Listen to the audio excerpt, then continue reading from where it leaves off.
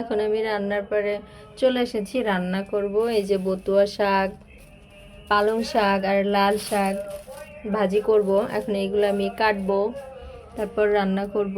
বতুয়া শাক দিয়ে, লাল শাক দিয়ে আর পালং শাক দিয়ে ভাজি করব, কেটে নিয়েছি। আর এই যে লাউ, বড় একটা লাউ নিয়ে এসেছে আপনাদের ভাইয়া, লাউ দিয়ে আর মুরগির মাংস দিয়ে রান্না করব। এখন আমি মুরগির মাংসটা ভিজাতে দিব আর লাউটা কেটে নিব।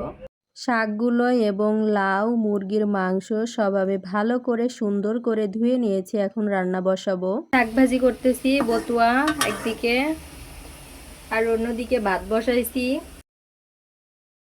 লাল শাক ভাজি আর ভাত রান্না আমার হয়ে গেছে। এবার লাউ দিয়ে মুরগির মাংস রান্না করতেছি। লাউ দিয়ে মুরগির মাংস রান্না কিন্তু অনেক মজা লাগে খেতে।